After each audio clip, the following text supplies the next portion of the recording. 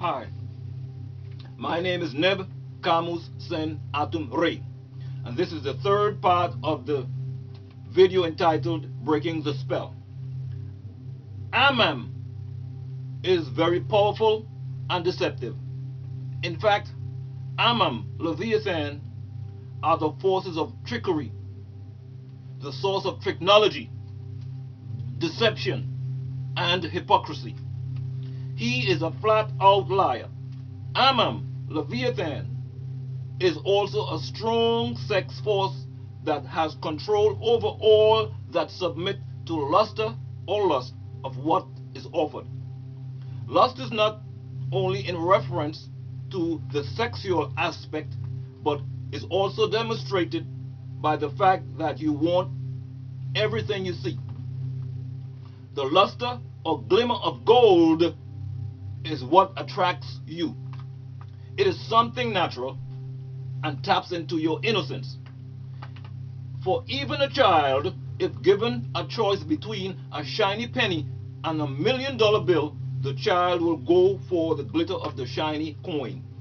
The allure which something has is what attracts you to it.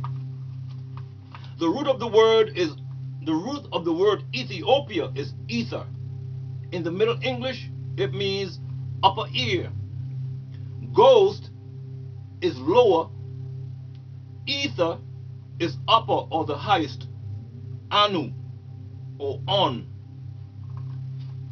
It is all about breath and breathing. In the Hebrew, the word for living soul or divine breath is nishau mau. When Adam was originally born as a nefesh chai, a living soul with one Y, he was given the nishau mau chayim, the breath of life, with two Y's, that was blown into his nostril. The word ghost comes from the Middle English ghost, from the Old English ghost, meaning breath or spirit. This is where God came from, as in the ghost god they worship and have many of you worshiping also. The Tamahu Canaanite Caucasian worship this divine force because they cannot and do not have it. You sell your soul to him, trying to act like him, talk like him, and he will never welcome you as one of his own. He wants to be you and is after that divine part of you. That's Nitir, that supreme being inside of you, because he knows your true roots, although you have forgotten. You are a child of God. If you as Nuwaupians pulled off your outer shell or skin, you would be a being of light called an Etherean. When these heavenly or celestial hosts came to planet Tar, Earth, many of them have children who are, although born of women, have supernatural or above what is considered normal abilities, be it intelligence or brute strength. You must also be made aware that the racial war that is now occurring between the Hindu Dravidians, the black-skinned six-ether-haired, and the Caucasian white-skinned six-ether-haired is not about you. Step out of the way.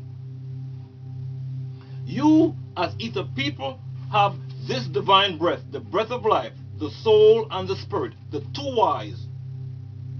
They only have a spirit, one Y. The Nitir, supreme being, is inside of you. They have you looking for God outside of you while they are worshiping the God in you all the time. They are absorbing from you as much of that divine breath, your life-giving ether, your essence, as they can. That's why they claim to hate you as ether people so much, yet like to put their hands on you.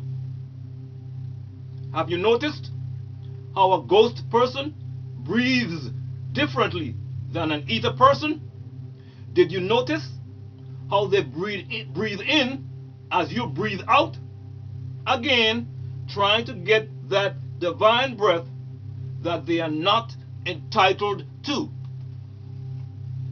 We are at the end of the evolutionary cycle where the ghost people, Patuta, were supposed to be civilized. It is something that cannot be done. The scientists and the Elohim have tried to civilize this being and have realized that these ghost people are uncivilizable. With this, the evolutionary cycle is thrown in reverse, and now a revolutionary cycle will start for us, ether people, Nuwaupians, blacks, who are the strongest terrestrial sun force by nature, because nature grew us. 9 ether is effective fluid fire. Ether is the creative power that the sun and other true stars produce and emanate. Anything or anybody that can't live under the sun doesn't belong on the planet. The sun is the ultimate life giver and sustainer of the planet, and the symbol of all. Tempta, as we say in Egypt, Kulum, as we say in Sumeria. When the planet was forming and was in a state of desolation or void and darkness, there were forces on this planet, Jeremiah 4:23. These forces were 9 ether. These black forces created life in the water first. Hydrocarbons were present in these waters. Hydrocarbon is simple methane or benzene gas that only contains hydrogen and carbon. So your origin was in the waters of this planet. You evolved from the water first onto land and were grown on the planet Earth. Then the Nitirat supreme beings came to the planet as 9 ether beings, those black gases of creation. They were Etherians before they took on bodily forms, creating the pineal gland to produce melanin necessary to change the sun's rays from deadly to energy. As they manifested physically, they monitored your growth and intervened at different times. So these black gases of 9 ether are the celestial origin of all Ethiopians, blacks, behind the 9 ball, or the 9 known planets of this solar system. Now, we are pretty sure some of you are thinking, why is this guy so hard on white people? What happened to us is in the past. You must show forgiveness. Have mercy on the white man for all of his evils. People change. Well, that's just downright Christian of you. But the reality is, and reality is what we speak, called right knowledge and universal knowledge. Mercy is delay of justice until a later time. Then justice will fall on the individual guilty, one himself or herself, or upon his or her seed or kind, because each and every one of a kind is one flesh and blood, for they sprang from the same ancestral tree or origin. Forgiveness is temporary transference or removal of guilt from the guilty one to the forgiver. However, forgiveness does not free the guilty one from his or her wrongdoing, because according to the laws of nature, the guilty one must account for his wrongs personally, and the guilty one or the guilty one's seed or kind must do so. Forgiveness is to take the guilt of someone upon self, and thereby the forgiver becomes an accomplice of the guilty. Therefore, his penalty or punishment is the same as the guilty. But the forgiver's punishment comes before that of the guilty, because the act of the forgiver is a transference of the guilt to himself, meaning the punishment of the actual guilty one is delayed until later, since the forgiver has taken it upon himself. However, the innocent paying the price of the guilty does not satisfy the laws of justice, because the innocent did not commit the wrong. The guilty one himself or herself must finally take the punishment of the guilt in full. Then the laws of justice are satisfied. Moreover, a person cannot forgive another person for the wrongness the culprit did to a third party. For the only one who can truly forgive is the victim himself, because he or she is the one who suffered the hurt and the harm, and the victim does not have the power to forgive unless he or she is in his or her right mind. And one cannot be in his or her right mind unless he or she knows, accepts, and understands the right knowledge. A person has accepted the right knowledge when one knows the right knowledge and practices the right knowledge. The right knowledge is universal knowledge. If a person of one kind forgives another of his own kind, he has forgiven himself, because all people of the same kind are one flesh and blood by nature and ancestral tree and origin.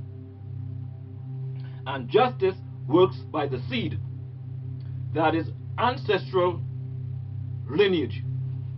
Justice is words for words and deeds for deeds, not equal to the amount sown, but equal to the amount grown, which means this: the one who initiates a wrong deed is an aggressor, whose wrongs may cause a chain reaction of wrong deeds, but the wrongdoer of the original wrong act is responsible for all the wrongness which results from the original wrong act.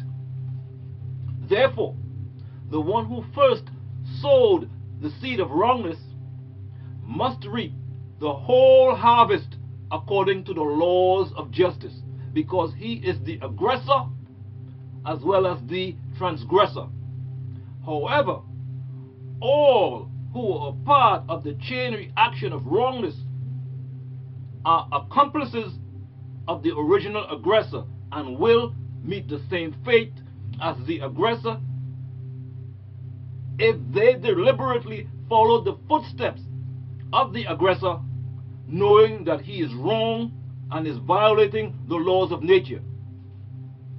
Since the time of Adam and Eve, real justice was delayed, and therefore evils and wrongs have continued to pile up until those injustices have reached their peak. And the peak is supposed to and has triggered Armageddon, or Ha Megiddo, which is going on right now in Camp David, which Tehuti or Dr. Malachi Z. York said would start back in the year 2000. When sufficient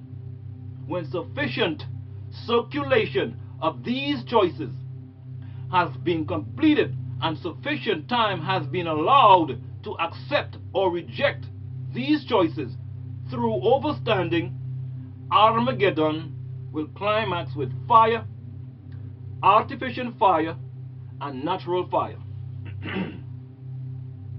This is the last war of the moon cycle, the war between right and wrong. The vast injustices done against the innocent since Adam and Eve shall cause the impact of Armageddon to be so great that when the war is over, there will be but few structures erect and few people alive.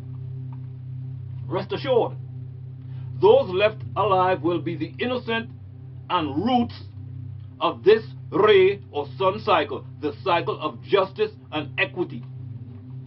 Justice cannot be destroyed, hence it is only delayed by mercy and forgiveness temporarily. Everyone who lived long enough during the moon cycle did something wrong for the past 6,000 years. For that was the cycle of wrongs. Therefore, the innocent are those persons and the offspring of those persons who did not knowingly cross a race line and intentionally do something wrong to a person or persons of another race just because he or she was or is a person of another race. Now, if a person of one race does harm to a person of another race because the justice in nature, universal law, requires it, it is an innocent act. Among the guilty are those persons of a race who knowingly and deliberately worked or works against their own race for a price or for nothing, just to please and help a person or persons of another race. Apparently, Patamahu, the Canaanite Caucasian beastman, felt that it was all right to cross the race line and do what he desired to other races, and nothing would ever come of it, so long as he did not do that to himself. But an act of wrongness is still a deed of wrongness, whether one does it to himself, his own kind, or some other kind, and the process of justice is the same. However, when one crosses the race line to aggression and transgression against another race, the laws of justice are more strict and more drastic in the final punishment, because people of different races are not the same flesh and blood.